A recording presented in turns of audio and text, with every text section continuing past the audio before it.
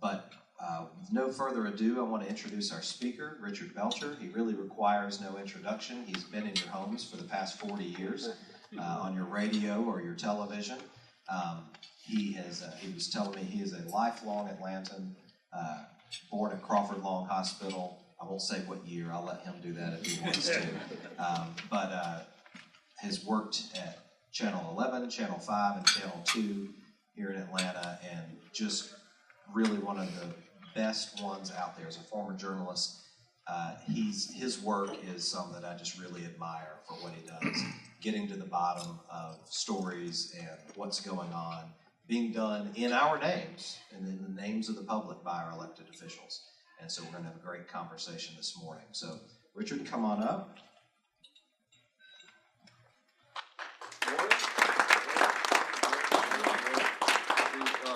David French is a smart guy. I heard him on a podcast the other day. When you said he will say what's on his mind, in my household, I'm the conservative, my wife's the liberal. The best free speech policy sometimes is just shut up. I just have to learn that. Maybe not. Maybe I'm just going to turn off, and we have learned to turn off the Morning Joe, turn off the Fox at night. Why don't we just watch some Netflix? You know, why don't we just read the paper, scan some of this or that, be careful about where our arguments go. We can be pretty simple. Oh boy, sometimes less really is more in today's environment. In the world of open meetings and open records, this was going to be, when I first agreed to take this, it turned out that it coincided with a very big criminal case. Big in the sense that the first ever criminal prosecution under Georgia's open records law is in the pipeline. Attorney General Chris Carr brought 2 criminal complaints against Kasim Reed's former press secretary a month or so ago. She was scheduled to make her first appearance in Fulton County State Court today. And by many measures, it's minor. Under this provision of the law, you don't even have to surrender and get your mug shot. It's a misdemeanor. There's no way she'll ever go to jail. But the very fact that in Georgia, there's been a criminal prosecution under the open records law because of evidence that we unearthed of this young woman in her role for the previous administration, sending text messages that were undeniably an effort to stymie our reach for some records, simple records. 2 years ago, we wanted water billing records of elected officials in the city of Atlanta. I know this will shock you, but some people weren't paying on time, including the current mayor who ran thousands of dollars behind. There were 4 or 5 of them that just didn't pay, and they just ran up tabs. Kasim Reed's brother had a $8,000 or $9,000 bill. When we tried to get him, she texted a subordinate over in Watershed, make it as difficult as possible, and when you give them the information, make it as confusing as possible. For that, she's charged, criminal. So she's pleaded not guilty. We'll see what happens to it, but it was just a terrific shot over the bow by the Attorney General, and if you ever run into Chris Carr, you should thank him for it, because there may be one other time that that's happened in the United States, maybe in Texas. One of my colleagues at the AJC told me, but only here. So be thankful for Chris Carr taking that step. I don't have any desire about whether she goes to jail, but I'll be honest, I hope she's convicted. It was an appropriate signal to an administration that's gone now, but it was just absolutely dreadful in terms of open records. What's the state of open records here? My friend Richard Griffiths, who's a retired CNN executive and is now, I think the title is president of the Georgia First Amendment Foundation. I asked him to write up a few notes. He's generally pretty optimistic that wherever you live, you've got a pretty decent chance of being able to get, whether it's water billing records or something from your school board or procurement documents. Georgia is pretty good. It gets a little more difficult, I think, the farther outside the metro area you go. If you're a radio station in Bremen, you're going to have fewer people, fewer resources, probably an owner that's not as likely to want to take on the sheriff or the school board chairman. So it makes it a little bit difficult if agencies slow walk you. On records, basically, the law is you can ask for almost anything. I realized how good our open records law is in 1994 when the president of Georgia Tech at the time, a fellow by the name of Pat Creasine, we heard that he was in some trouble, and we heard some big tech donors were going to the chancellor, I think his name was Dean Prost, and meeting with him. And so I said, well, why don't I just ask for the chancellor's calendar? And got it. And there were the names of these people who were coming in. It's you ask and ye shall receive. You just may have to be patient. City of Atlanta, not only did this young woman get charged criminally, but my company, your former company, Cox Media Group, the newspaper side and the TV side got together, hired lawyers, made a big stink, a big expensive stink. We filed a formal civil or administrative complaint about what we call the culture of politicizing open records requests under the Reid administration. And that led to months of negotiations. The other side, city was represented by two former attorneys general, Thurber Baker and Sam Olens, and it resulted in a really good piece of legislation that passed 5 or 6 months ago. And just this week, one of the promises made was the creation of a new transparency officer at the city of Atlanta, and this woman just took office this week. So we'll see how it goes. It can still take me 6 weeks to get information out of the city. As a matter of fact, sometimes, unless I keep good records, I will forget to follow up and nag the press secretary, and those records just won't come. So I do a lot of business with the city of Atlanta. Frankly, I'd rather do business with the Atlanta school system, CAB school system, MARTA, state agencies. Virtually every other place responds more quickly than does the city of Atlanta. So we'll see how this new arrangement works out. There's a disturbing trend that I have noticed, and you and I have discussed a little bit, which is agencies, public agencies, having law firms investigate a matter and then saying, oh, this is lawyer-client privileged information. When the Atlanta Fulton County Recreation Authority, which used to own Turner Field, but now owns, State Farm Arena and the zoo are the two primary properties, I think. A young woman who was the executive director made some allegations about being pressured on contracts by board members.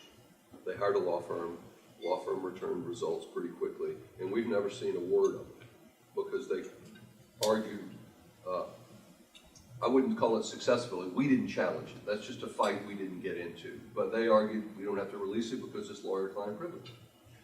More recently, the Cobb County School Board had its law firm do a procurement review.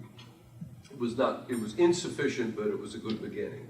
And it found some things like a pattern of people in procurement accepting, being allowed to accept free travel, free meals, speaking fees from vendors doing business with the school board. And we knew that was in there, but we wanted to get a hold of the report. And they finally released it, but they never said, oh, you're right, this really is public. They waived the confidentiality. They, to this day, stick to the argument that we didn't have to give it to you because it's lawyer-client privilege. That's a very disturbing trend, and I hope it doesn't take root, but you don't want to be able to hide behind your lawyers when it is clearly in the public interest to know how vulnerable is your procurement system, which, by the way, is where many scandals begin, because you're spending all that public money. Nobody pays attention. Frankly, most people don't understand the procurement. And if you get into something on the high end with billions of dollars like Hartsfield Jackson, concessions contracts, but it can be as simple as your local school board buying books. Who here has ever read the procurement regulations for your local government or school board?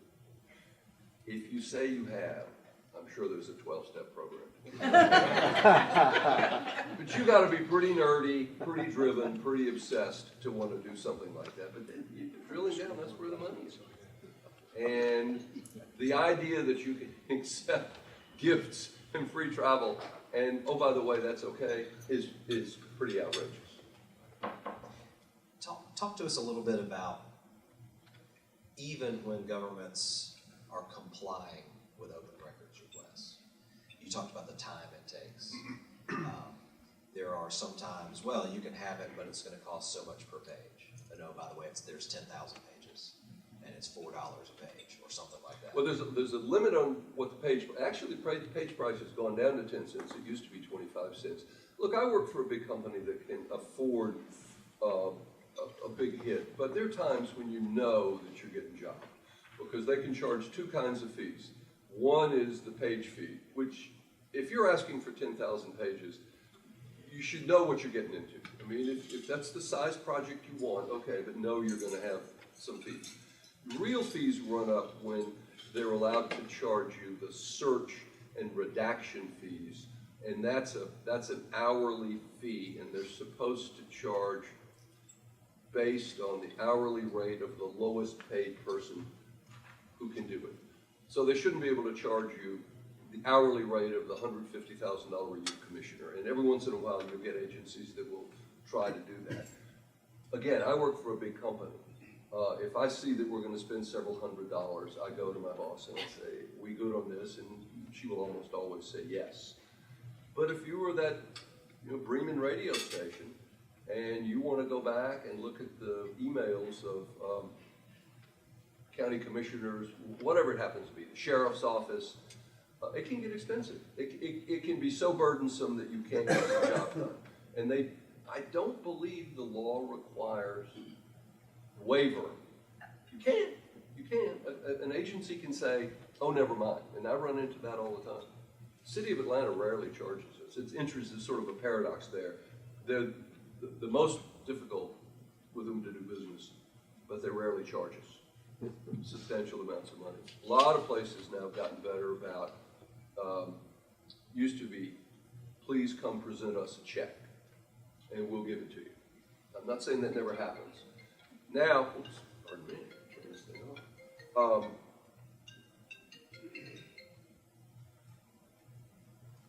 But they can waive. You don't have to pay. So it really, it's like, it's culture to culture to culture. This agency, when you're going to deal with them, they're going to be this way. This agency, they're going to be this way.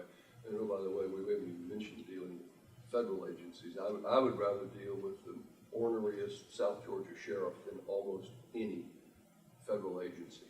Because what you can't do with a federal agency here, say the regional office of HUD, you can't shame them into anything. They're not responsible. There's no one there elected. I mean, with the school board and DeKalb, we could just keep pounding it, and at some point, maybe they would begin to hear from constituents saying, what up? Why aren't you doing this? With some, GS 12, who's been there 18 years in the regional office, he doesn't care. He's utterly immune to our efforts to persuade. So you can be, first of all, you just start with the initial inquiry. Will you tell us what's going on? They don't have to say anything. Or they may give you the most, banal kind of statement that doesn't really I'll give you an example. The state gets millions of dollars in U.S. Department of Labor job training money. And like a lot of this money, it goes from the Department of Labor, it goes to a designated state agency. It's now become, it used to be Georgia Department of Economic Development, now it's the technical college system, thinking that that'd be a good marriage, job training and the tech system. goes through them, and then is distributed to the various regional, what they call work source agencies. City of Atlanta is its own agency. And it gets $10 million a year. It has had a great deal of trouble spending the money on time. There's just, it's so bad that they've had to send money back. You don't technically send it back, you just don't get it. If the budget year ends, you haven't spent your money. Atlanta lost $1.3 million last year. Statewide, $10 million.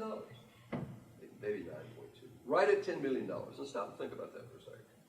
How many truck drivers, how many welders, how many dental technicians could you train for $10 million in the money back to DC?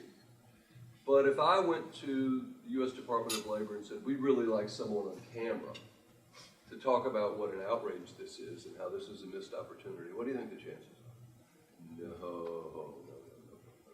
Neither there nor the tech college system is going to give us anybody on camera to do what they should do, which is just to raise hell about this, to say this is an outrageous, lost opportunity for thousands of Georgians, which is what it is. Nobody stole it. They couldn't get the money out the door.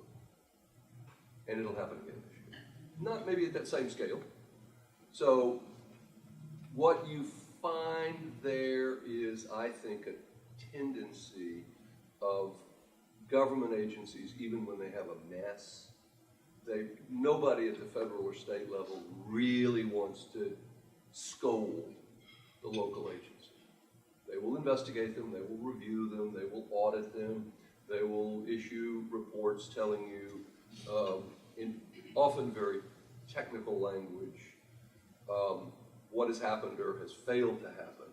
But they really never get out there and do what we want, which is to shake their fist and say, Atlanta, you need to get right. There are people who need these services and you need to get right with it. Atlanta gets money for its program you would have had no reason to know about, but HOPWA, ever heard of that? Housing opportunities for people with AIDS. $20 million a year Atlanta gets to help people find housing who have AIDS and who are disabled or otherwise unable to support themselves. Money comes to Atlanta, doesn't get out the door. I mean, there was a city council meeting last June in which person after person got up there and said, I don't know where, people in my client base are going to sleep tonight because the money's there. We argue whether or not that's a great policy to have, but once you have the policy, once you have the law, once you have the money, could you not spend it? And the answer is, no, not effectively. All this sort of stuff sort of under the radar, and whoever, I think that money comes from HUD. HOPWA, don't forget that. Amaze your friends, baffle your enemies with that one. The money comes from HUD. HUD should be standing on the steps of the Atlanta City Hall saying, what is going on? Money is available to help people here, and you can't spend it? Because public shaming does work. I mean, maybe not always Twitter shaming, but public shaming can be effective. And the federal agencies and the state agencies that handle this pass-through kind of money, I think they tend to, you've seen this, I'm sure, there's a reflex to kind of circle the wagons. All of us, we're kind of in this together. We're all kind of government. And we don't really want to shake our fist at anyone. Very distressing to me, because I like fist shaking. Well, in my experience, they know that you look long enough at them and you're going to find something of theirs that you could shame them about it. I think that's probably part of the wagon circling that goes on. For those who haven't worked in the news business and think maybe, you get a tip, you make a couple calls, and you've got a story the next day or the same day, whatever. These types of stories where you're having to get records, and not just get them. Once you get them, the records may not be in a great format. I'm thinking about former Mayor Reed's wall of documents that he brought out when the FBI investigation was first announced, saying we're being transparent, but you couldn't even read with a magnifying glass much of what was written on these volumes of paper. So you have to find out about the story. You have to get it, find out which records you're looking for. That's another key thing. Talk us through the timeline. How long does it take? You know, for a fairly significant investigative story, from the time you first get a tip to you're going on air, how long can that take? Can be 6 months, and it can be much quicker than that. But what Kyle says is true. When people come to me and say, "Oh, you need to ask so and so for every email for the last 5 years," as a rule. Oh, hang on. I largely work by myself, not completely, but I don't have the time or energy to read 10,000 emails. We got to focus this. Where am I looking? What's the best time frame? What's the best project? So you start by focusing it, and then ask the people. Every agency has its own culture and its own lingo. So make sure you're asking for the right thing. I mean, none comes to mind right now, but just understand that what I might use in common parlance in a discussion with you might not be the way that agency describes it. So get the term Sherpa. I mean, get a Sherpa. Get somebody who can be your guide and make them tell you, here's the language. I'll even do this because people will say, ask for this. I'm trying to get some information about Atlanta. Atlanta has one of these traffic control centers in City Hall, and I don't think it does much. I mean, I don't think they can control their street lights. I mean, I think it's way behind Clayton County, Gwinnett County, Cobb County, where those places, if you're sitting in the control room and you notice that the light's out at Beaver Ruin and Buford Highway, I think you can ping it, fix it, correct it. You can't do that in Atlanta. So I have a source inside Public Works who's been helpful off and on. I wrote him and I said, I need to get back into this. Help me ask the questions. Help me frame the questions. What's the language? What's the terminology? What am I seeking? I can't just write over and say, hey, does your system work? Because they're going to say, yes, it does. It's really good. Whether it is or not. So that's my Sherpa. That's my translator. That's my person who helps me put it. And then I ask, and then I really have to often go back to the source and say, okay, here's what I've got. What does this mean? What am I looking at? Sometimes it jumps off the page. But there are times when you have to have them tell you what's there. And then you got to find out, well, do I have a story? Let's assume they spent $50,000 too much on something. But it's a $100 million project. Is that a story? Scale. But if it's $1 million project and they spent $300,000 too much, that's a story. So that's sort of training instinct. I mean, I've been down this road before. I know a story when I hear it. By the way, I kind of think of it as Belcher's law of the spending at a level people can understand. When we're all old enough to remember the Reagan defense buildup and people were outraged, we're spending too much. What do they remember? What was the manifestation of it? It was the $300 hammer. Why? Because it's human scale. When Fulton County government built a new administration building, now nearly 30 years old downtown, had this magnificent glass atrium, and it had 100,000. It was a $65 million building. So in today's dollars, what is that? 110. But it had $100,000 worth of palm trees in the atrium. They all died. Mm-hmm. But the palm trees were the perfect emblem of this huge, expensive project, although they were a fraction of the cost. So when you're talking about state budget of $26 billion, what people will really understand is if somebody spent $500 a night on a hotel. I mean, I know that sounds like you're not getting at serious issues, but I have to understand sometimes that very serious stories like what Jim Sulzer often does for the HAC, pension stuff. Pensions matter. Maybe you're not drawing a state pension, but if the TRS or the general employees pension fund goes down dramatically, it's coming out of the general fund. As a matter of fact, $400 million came out of the general fund last year to give some buoyancy to the pensions. $200 million this year, I think, less. My point is, those are very difficult stories for people to understand. There's a huge numbers to unfunded liabilities. What's an unfunded liability? I mean, with all due respect, most people don't know what an unfunded liability is.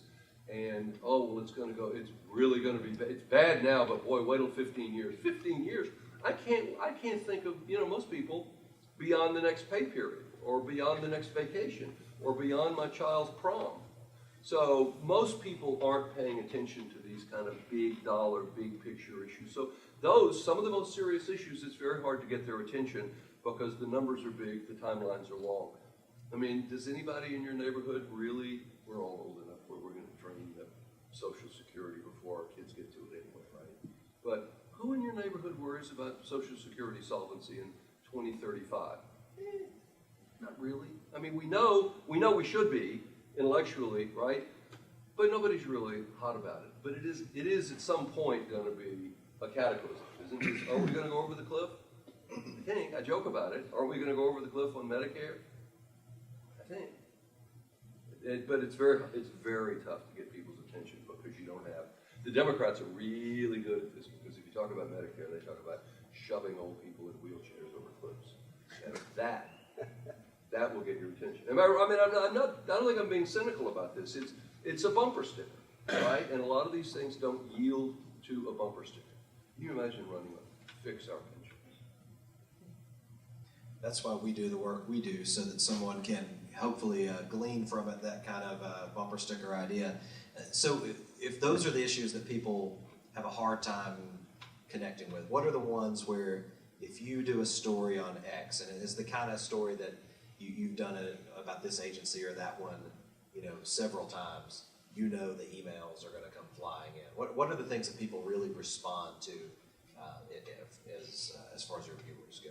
Oh, people, we've had some luck with stories about big severance payments for public officials, people who have big, fat contracts. They're perfectly legal.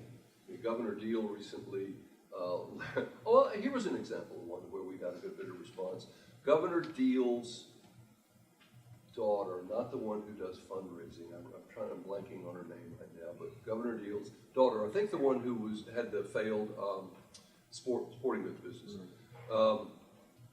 She got a job with the lottery. It's called a community. There were three new jobs called Community Relations Director were created by the lottery in December of 18. And they paid $100,000 each. There's one in North Georgia, one in Middle Georgia, and one in South Georgia. And the governor's daughter applied. Let's see, the jobs were posted December the 17th for 2 weeks. She was awarded the job 3 days later, and she took the job on the day that her dad left office. We asked for, well, who else have got a chance to apply for this job? I mean, let's assume that she's perfectly capable, but that's a good job. That's a plum job. Who else got a chance to apply? Oh, well, we assure you, Mr. Belcher, that plenty of people applied, but we're exempt from having to release that. They're not. They're not. That little subsection of the law was put in to allow the university system, when it is interviewing for high-level administrative positions, executive VPs, provosts, presidents, and the like, not to release all of those names. But down in the guts of government, that's not what it was for. It's a fight we didn't pick, but they refused to give us the names of others. I just wanted to see, it's pretty clear the job was created for her and someone else who worked in the governor's office. And it's a good job. She got it immediately, 3 days from the posting. It's hard to believe other people really had a chance. How many people did have a chance to apply for this nice plum? I think I know the answer is 0, but we'll never know. We got a lot of response on that one. Why? Again, it has nepotism in it. It has, that sense of, boy, the rich, they always look out for their own. Who among us doesn't look out for our own? And they really ought to release those papers, you know? It's not illegal. I mean, I'm sure she'll go on. She may do a great job.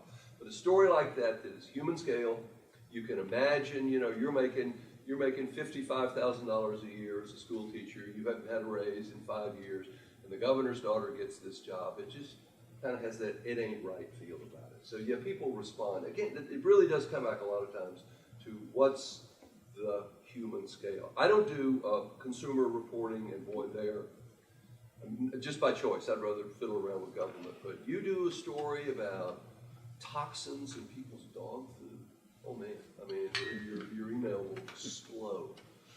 Or medical treatments, things, I mean, the consumer stuff really touches people. My old colleague, he's retired now, Jim Strickland, really knew how to attract attention with some of those stories.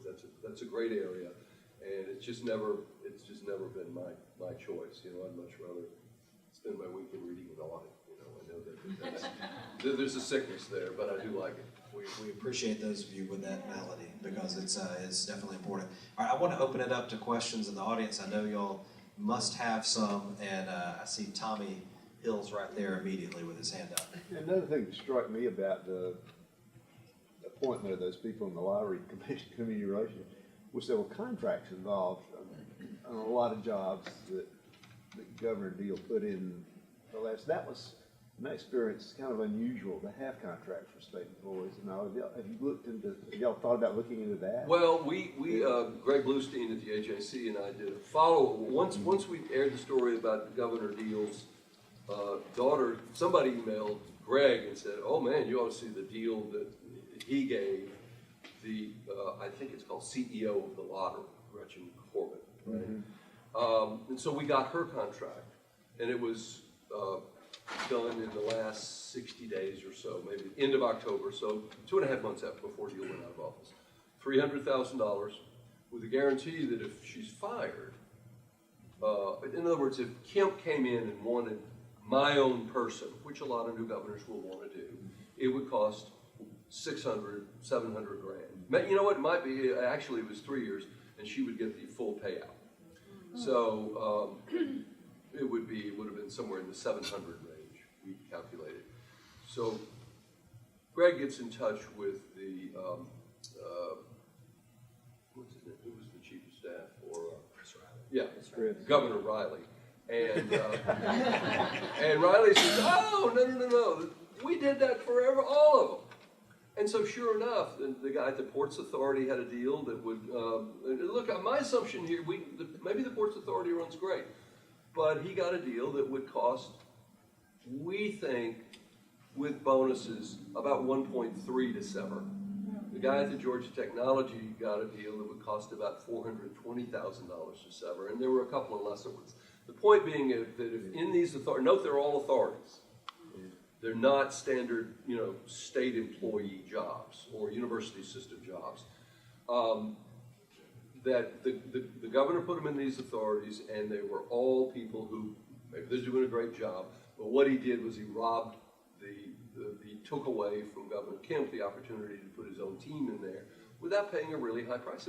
We figured it would be around $2.7 million to replace these people. And it's legal. Contracts in these agencies are not, I was talking about authorities with someone in the crowd earlier. Authorities, when they were first created, the idea was, this is great, we're going to take the politics out of it.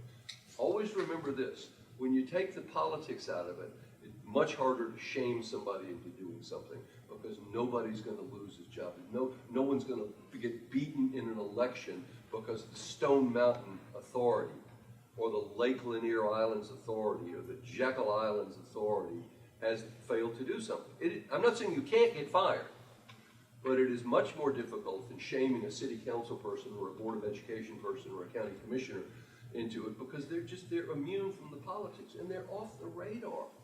I mean, we did a story a year ago. An audit came in on, you know what the regional commissions are?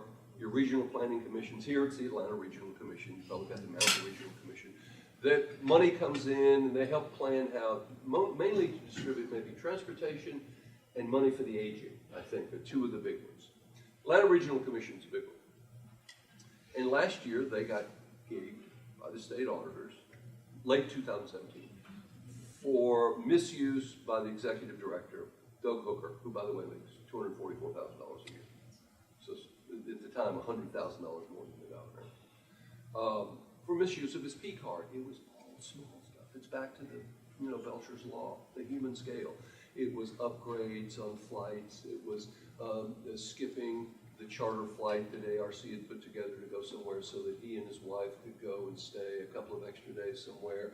It's taking people to lunch in town. Had the people done a good job? Yeah, guess what? Take them to lunch on your own dime. But all this stuff that maybe totaled $5,000, we did the story in January of last year. And Jim Salzer, who really, they've got a great team at the AJC down at the Capitol, and Salzer's been doing it for 25 or 28 years. He noticed late in the session, the chairman of appropriations, Terry England, mentions this. He's not happy about it. And they dinged the Atlanta Regional Commission $150 grand. Pocket win in an $80 million budget at ARC and a $26 billion budget for the state. But a real signal, we don't like this. And 8 months later, ARC gave Doug Hooker a $30,000 bonus. And this very day, the legislature has a budget for fiscal 19. This is going to take 150 out again. So Doug Hooker, who makes $244,000 a year, gets a $30,000 bonus, even though his $5,000 misspending has cost his agency, or by the time this budget's done, $300,000. Now, it's not illegal. It's not illegal, but what do we have? The regional authorities, they're off the radar. Almost, by the way, the public information officer, the communications officer at the ARC makes that job paid $162,000. Now, I'm all for good communications officers, but again, that's almost as much as the governor makes. Why are they able to pay like this? Well, first of all, their attitude was, we're really not government. And that's what they told the auditors when they were looking at Doug's spend. We're really not government. Oh, that's funny, because every dime that you have here comes from either federal, state, or local sources. And your entire board is made up of local or state elected officials. We're really not government. They're not treated like government because nobody knows they're there. Who knows they're there? 5,000 people, all of them in public policy or in government. Everyone else knows nothing about those agencies. So whether it's the Stone Mountain Authority, whether it's the Georgia Technology Authority, whether it's the authority that runs what's that place in Larry Walker's hometown, Perry. It's a big agricultural, yes. No, because they exist. So they're all perfectly legal. They're just, if nobody's paying attention, it's possible bad things are going to happen. Good question? Yeah, it seems to me on the business side, there are some countervailing forces, competition, et cetera, that the odds are a little higher if you do something stupid or wasteful. You could get fired, you could go out of business. There's some countervailing forces. It doesn't feel like there are any with the examples you're giving. But what's the solution? Do we need more Richard Belchers?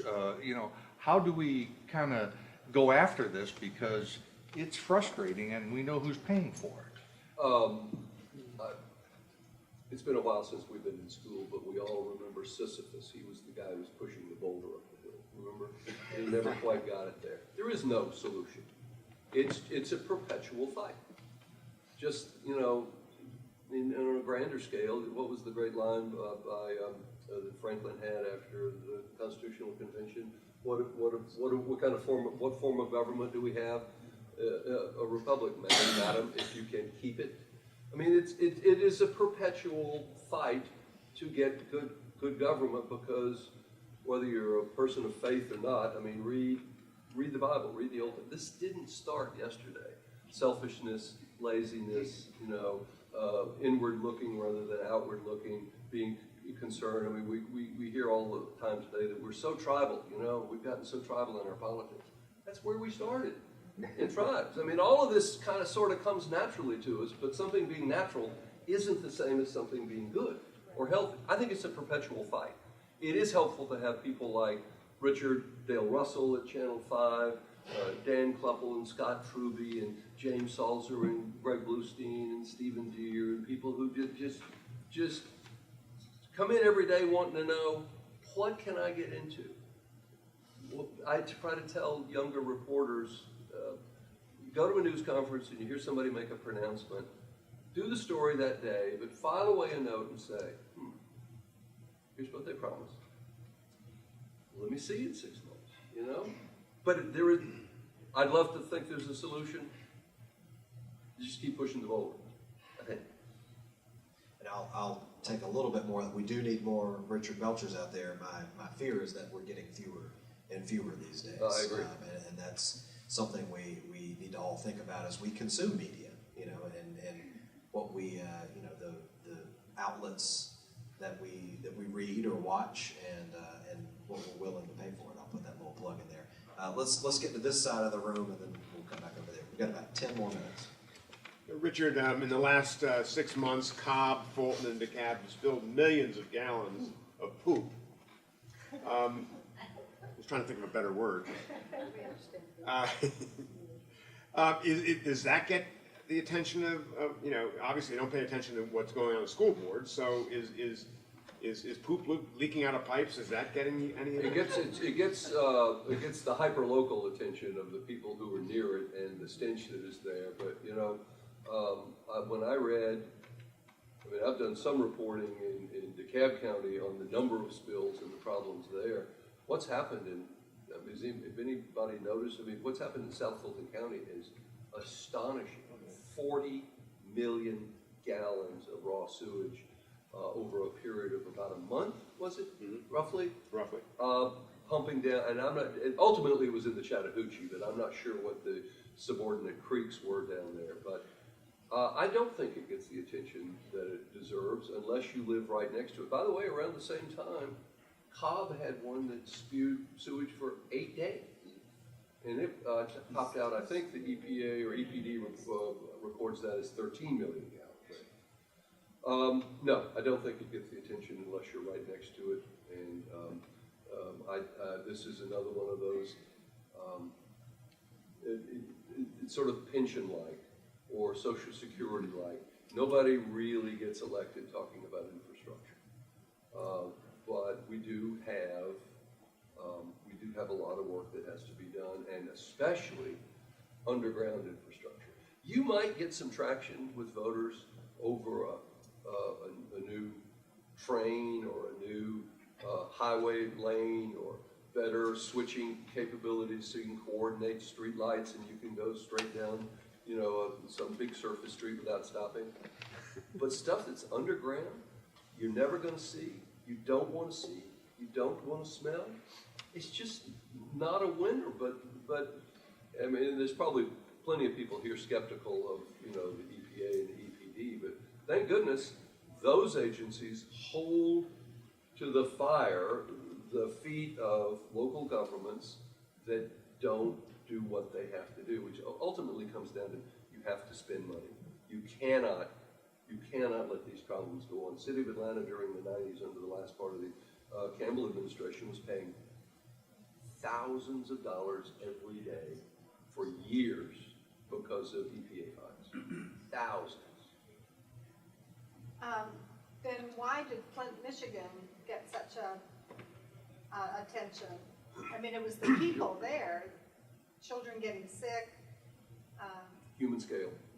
Sick children, you know, sick children is a million times better than poop in the river, where no individual is hurt.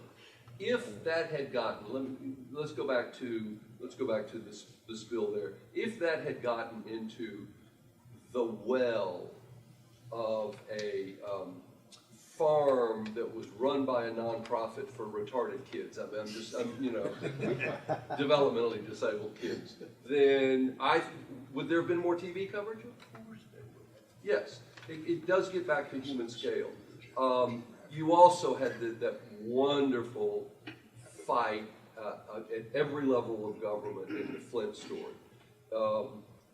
For Democrats, it was proof that Governor Snyder, was it at the time, in Michigan, was hardened and didn't care about children.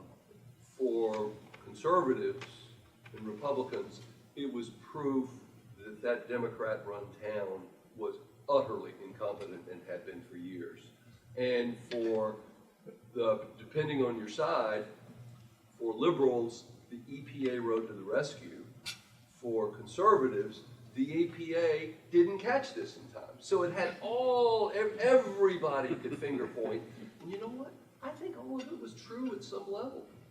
You know, the local government failed, the state government failed, and the feds failed. So that should be concerning, and I think was. It probably got outsized attention, but you did have, oh, by the way, who knows, not a single child in that community shows elevated lead levels. Not one, to use an infamous Governor Vanderbilt quote from the 1950s. Unfortunately, he was using it in the past. But no, not one. You remember? No, not one? Yeah. That was his statement of how many black children in those kids' schools with white kids. No, not one. Thank you, Governor Vanderbilt. Yes. Back here. Oh, back to the ARC for a minute. $80 million a year budget, and they can use that budget to basically manage local government's policies to their liking. You know, I'm not sure. I don't know. I mean, I think they're going back to the 60s when a lot of our current form of government really got going under the Johnson administration. I believe you had to create regional planning commissions in order to navigate some of the complicated ways and means of getting federal money. You couldn't just say, hey, we want it. You had to have planners, because you know planners are smarter than the rest of us. And no, not to be too snide, but I mean that is a sort of technocratic thinking that if we just plan this from the top down, everything will be fine. So you have to have them in order to have some of this pass through. And I have a friend who works there in a healthcare program, and she does some amazing things. Overseas outreach to older, poorer patients who have the most fundamental of health problems. Diabetes, have had a stroke, chronic, heart problems, and it is vast sums of money are spent on people at that stage in their lives. And if we can make it more efficient through pilot programs that can be scalable, ARC does some good work, is my point. I don't know what all they do, but by virtue of not being directly politically accountable, it's harder, I think, to correct their courses. Well, that's what I was going to get to. ARC has some citizen members on their board that are not elected officials. Mostly elected officials by virtue of their position are board members. But in recent years, the chairman of ARC has become a citizen member and not an elected person. I think a lot of people were surprised when it happened, like they had imagined that there would always be a county commission chair or a mayor as had ARC, but the last two chairs have not been elected officials, so they're kind of immune to that. Don't you think what happens there is that rather than being, a lot of corporate boards now that try to put on, people that will theoretically bring an outside voice, more objectivity. Sometimes unions try to get somebody on the board for that reason. I think, never having served on a board, and hope I never do, I think that you have a kind of culture of capture, where once you're on the board, you really want to be part of the team. You really know. I like being the skunk at the picnic. Most people do not. Most people on a board want to be part of the team, and they have team building exercises, they have retreats, and you just don't want to be the person who's going, hang on, wait a minute, I'm not signing on to that. It was so outrageous at the Atlanta School Board. This goes back 10 years when the board had been captured really by Beverly Hall, who went to heaven before she could go to prison. And there was a coup. It was the great Gang of Five suddenly flipped board leadership in the middle of a term, outraged the business community, which was a big supporter of Dr. Hall, outraged the Four, and outraged SACS, the independent accrediting agency. And SACS came in, and one of the things that it criticized was the new chairman, a young man by the name of Skatine Eel, who was probably good-hearted but not really prepared for the politics of it. They criticized him for granting interviews without the permission of his fellow board members. Now stop and think. You had 9 school board members, all independently elected, and yet the independent agency would criticize a person for speaking out of turn. So that gets back to the idea that once you're on the team, there's this huge pressure not to be an independent voice saying, stop. Was it the great Bill Buckley line? Standing athwart history and saying, stop? Yeah, well, standing athwart a bad policy and saying, hang on. We're over time already. I want to be respectful of everyone's time, including Richard's, who probably has a courthouse somewhere to get to. I'm good for 1 or 2 more questions if you want to do it. Okay, we'll get 2 more. We'll get you, and then we'll end with our friend from New Jersey, who may have something to say about government corruption and lack of transparency. So. Under open records on emails, is it fair and reasonable to be charged a minimum of 2 hours, no matter how many you're asking for, and booked at $40 an hour? Well, let me back into that. The 40 is too high. What's the government agency? Cobb County, Yeah, no, 40 is too high. School board or the government? government. Yeah, 40 is too high. You really need to fight that. It probably should be somebody closer to minimum wage, 15. Minimum wage. Well, depends on where you are. If you're in Seattle, $15. It probably should be that's a clerical level job. That should be 15 to no more than $20 an hour. And you need to raise a stink about that. Are they allowed to charge a minimum amount of hours? I believe they are. Oh, really? You know what? I have again I'm spoiled by the riches of my company. If they say that, it's fine. I mean, we had a young woman who just got hired the other day and said the fee is $80. Fine. If it's $500, I'm going to ask my manager. 50, 80. In principle, it might be worth the fight, but to me, I just plow ahead. Fight the $40 an hour. I think that's too high. There should be someone lower who can do that job. It's not. They're not redacting atomic secrets. Right? Well, I hope not, but you never Well, know. call me if they are. Coming down from the soprano state, what do you see as the future of your function? Do you have an apprentice, or what's going to happen? Are we going to devolve? We into definitely have blocks? younger people who do this and do it well. I just worry about whether. Look, we've been the dominant TV station here forever. It's not that there's no competition. Channel 5 is doing very well right now, and there's a lot of good reporting in this town. Too much crime reporting, in my view, but I don't have to do it. So I'm not going to linger on that. We win, but we win today with half the audience we had 10 years ago, or even 6 or 8 years ago. People just aren't watching. And nobody has figured out how to make real money off the web with huge. We go around the circle in the morning planning meeting and do all the metrics. What were the ratings yesterday? But also, did we distribute our stories geographically like we wanted to? How many enterprise stories did we have where we kind of broke a story that no one else had? How many hits did we have on our website?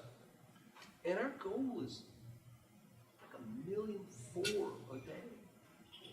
But nobody's making any real money off of that yet. Some, but not a huge amount.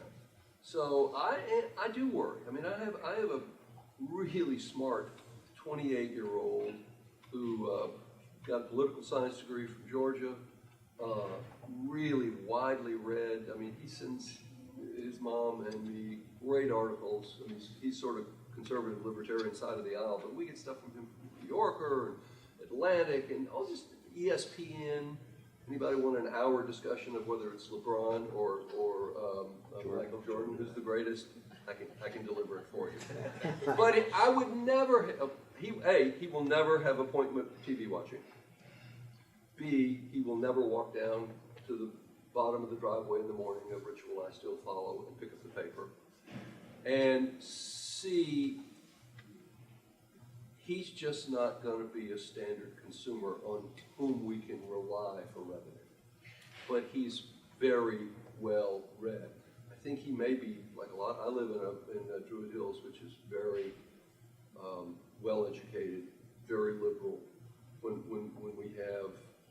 we have votes, Sally and I usually go look at the precinct totals. It usually runs 65 or 70 blue over red. This time with Stacy, it was 80-20, and I always wondered, where are the other 20? You know, I don't know why I think they're hidden.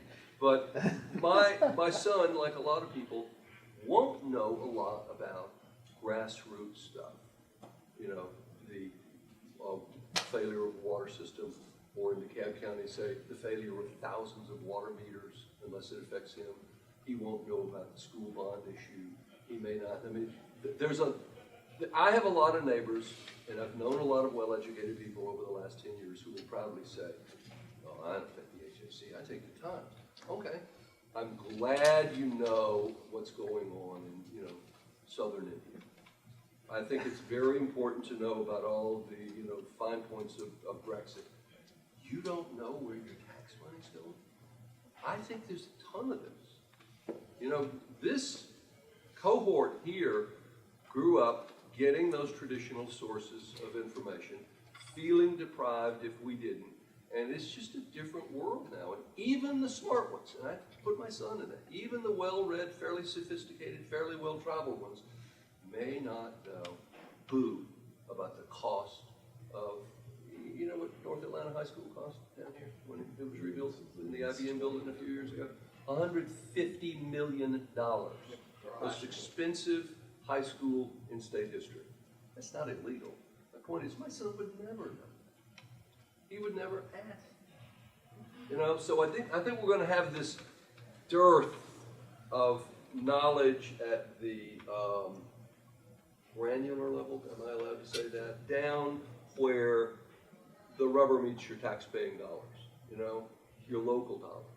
Where it's, you know, I have a Dwight Thomas who represents a lot of people. He's the one who got the DeKalb School, the Board of Ethics tossed out.